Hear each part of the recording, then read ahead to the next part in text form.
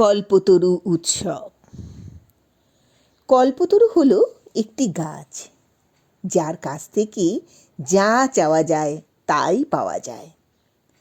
পুরাণের বিভিন্ন গ্রন্থ থেকে জানা যায়, অমৃতের সন্ধানে যখন দেবতা এবং অসুরেরা সমুদ্র মন্থন করেছিলেন, তখন সেই সমুদ্র মন্থনে উঠে আসে লক্ষ্মী দেবী, ঐরাবত, উচ্চৈঃশ্রবা অশ্ব, অপ্সরা, চন্দ্র, কামধেনু, বিষ, অমৃত এবং সেই সঙ্গে পারিজাত নামে এক বৃক্ষ।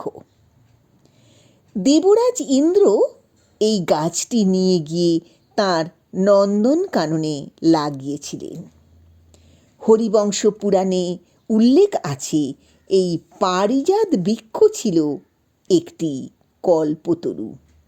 এই গাছের কাছে যা প্রার্থনা করা হয় তাই পাওয়া যায়। কথিত আছে, ভগবান শ্রীকৃষ্ণ তাঁর পত্নী সত্যভামা মতান্তরে রুক্মিণীর জন্য এই গাছ স্বর্গ থেকে নিয়ে এসেছিলেন। শ্রী শ্রী রামকৃষ্ণ পরমহংসদেব তাঁর গৃহস্থ অনুগামীদের কাছে 1886 সালের 1 জানুয়ারি কল্পতরু হয়েছিলেন। সেই থেকে রামকৃষ্ণ মঠের সন্ন্যাসীরা, রামকৃষ্ণ মিশনের গৃহস্থ অনুগামীরা প্রতি বছর 1 জানুয়ারি কল্পতরু উৎসব হিসেবে পালন করে। বিশ্বব্যাপী বেদান্ত সোসাইটিগুলিতেও এই উৎসব পালন করা হয়। 1886 সালের 1 জানুয়ারি প্রথম কল্পতরু উৎসবের দিনটি শ্রী শ্রী রামকৃষ্ণ পরমহংসদেব ও তাঁর কাছে উপস্থিত অনুগামীদের কাছে জীবনে ছিল এক অভূতপূর্ব তাৎপর্যপূর্ণ ঘটনা। রামকৃষ্ণদেব বেশ কিছুদিন আগে থেকেই দুরারোগ্য গলার ক্যান্সারে আক্রান্ত হয়েছিলেন এবং তাঁর শারীরিক অবস্থারও যথেষ্ট অবনতি ঘটেছিল। উত্তর কলকাতার কাশীপুর অঞ্চলের এক বাগান বাড়িতে তাঁকে আনা হয়েছিল। 1 জানুয়ারি একটু সুস্থ বোধ করায় তিনি বাগানে হাঁটতে বেরিয়েছিলেন। সেখানে তিনি তাঁর শিষ্য নাট্যকার গিরিশচন্দ্র ঘোষকে জিজ্ঞাসা করেছিলেন, তোমার কি মনে হয় আমি কে? গিরিশচন্দ্র ঘোষ বলেন, রামকৃষ্ণদেব হলেন মানব কল্যাণের জন্যে মর্তে অবতীর্ণ ঈশ্বরের অবতার, পূর্ণব্রহ্ম ভগবান। আমার মতো পাপী তাপীদের মুক্তির জন্যেই তোমার মর্তে আগমন।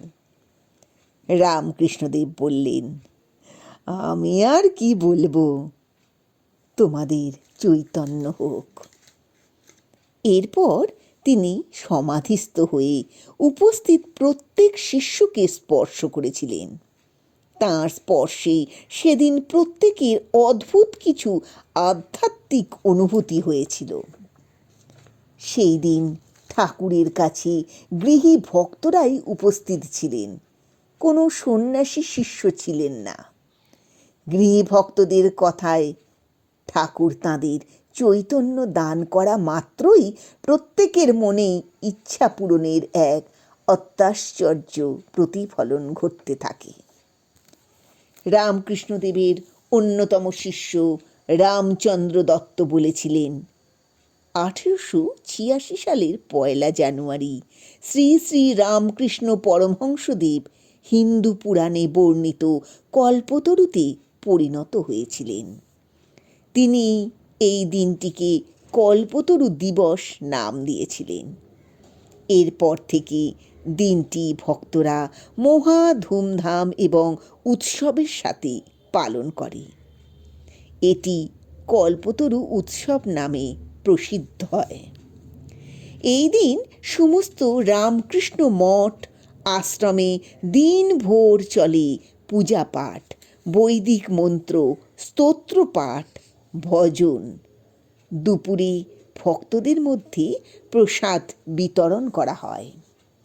শ্রী শ্রী রামকৃষ্ণ পরমহংসদেবের ভক্ত শিষ্যরা কল্পতরু উৎসবকে ঠাকুরের বিশেষ উৎসবগুলির অন্যতম উৎসব হিসেবে গণ্য করেন। ঠাকুরের অনুগামীরা মনে করেন এই দিনটিতে মঠ ও আশ্রমে উপস্থিত হয়ে ঠাকুরের পূজা পাঠ, ভজন কীর্তনে শ্রোতা হিসেবে অংশগ্রহণ করলেও দুঃখ দুর্দশা থেকে মুক্তি পাওয়া যায়। কল্পতরু উৎসব হল ইচ্ছে পূরণের উৎসব।